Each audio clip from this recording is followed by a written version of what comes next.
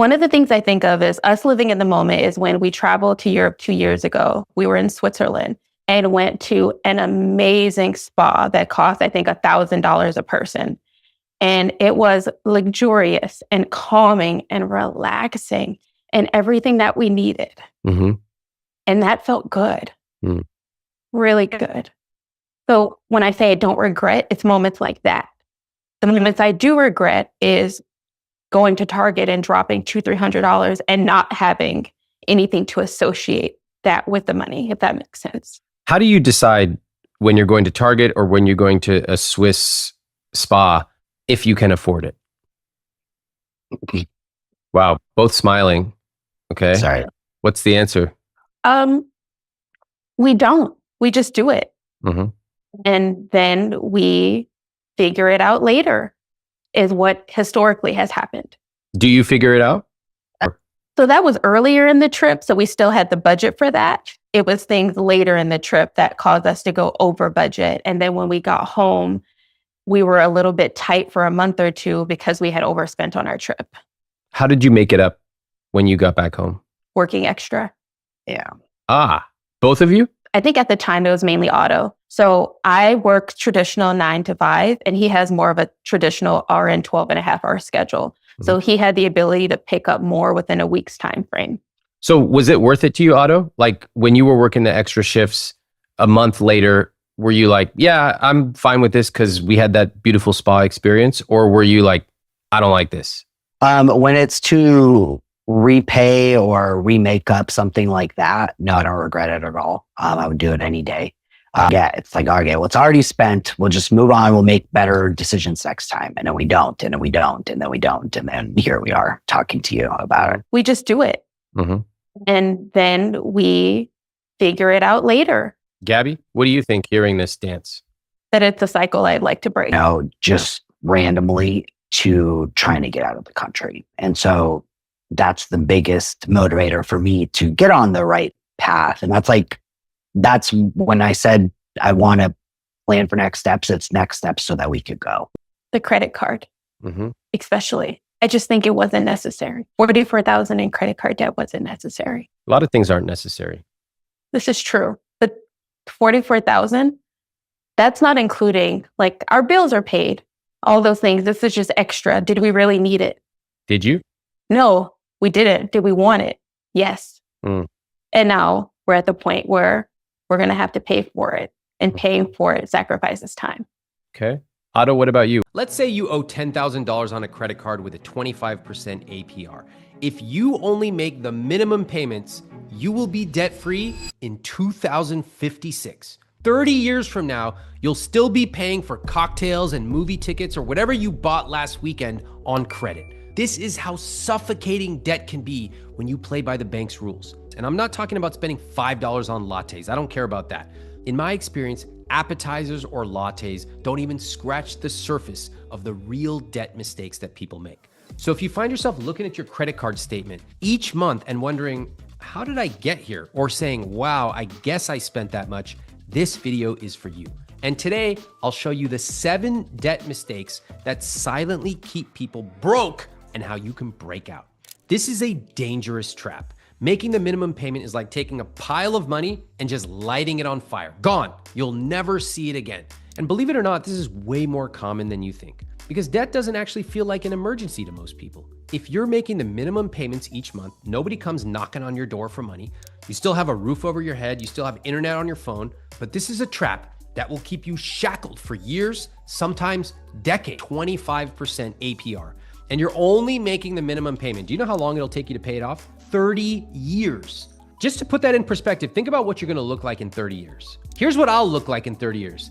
Wow, that's amazing. I'm gonna look exactly the same. In fact, I'm gonna have increased my muscle mass. How? We don't know. That's just me. But in your case, it's not gonna be so good. Things are gonna take a very dark turn. And although we can't change Father Time, we can change your freaking debt. Mistake number 2, obsessing over small expenses.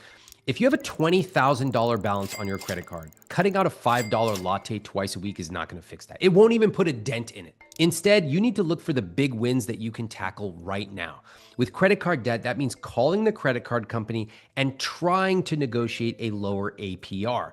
Now, sometimes they will do it for you. They don't want to lose you as a customer, but sometimes they're not going to do it, and that's okay as well. Those savings can be massive. For example, with a $10,000 balance at 25% APR, you'd pay $20,000 in interest alone, but if you get that rate down to, let's say, 12%, you'll pay only $9,500 in interest. That's a savings of over $10,000. And this assumes you're making only the distant future. This is a huge mistake. The longer you delay taking action, the more it's going to cost you in the long run.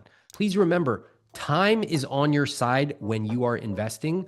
Time works against you when you have debt. So your debt is becoming bigger and bigger as you delay taking actions.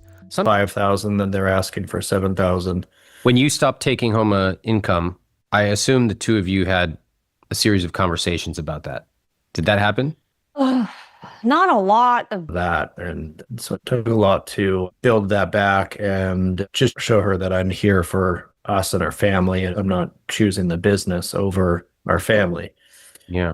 Since this came to light, the secret debt, how did you stay together in a rare number of circumstances, like maybe 3 to 5%, they go, what the f-? And it's a red alert. It's like they do a spring cleaning. Which one was it? We did the spring cleaning. We did. Oh. And I'm the one who manages all of our household finances. What? Whoa, you did the spring cleaning? We did the spring cleaning. Okay, So all right. we cut out sums and where the money was going, and then being like, okay, we need to cut that down by this Did you much. do it? Or we did. So there's no eating out at all. What matters is you actually were quite responsive. You did Yeah. cut harder to fix broken trust, especially around a topic like money, which is one of the most intimate, taboo topics there is. What do you think happens when one of you is not honest about your finances with your partner? Let's look at the numbers. Amy, can you read off the word in bold and then the number in full? So our fixed costs are 168%. 168% fixed costs. What does that mean? Well, it means that we're basically screwed at the end of every month. And in But that's not because of your income, right, Amy? That's just Yes, it is.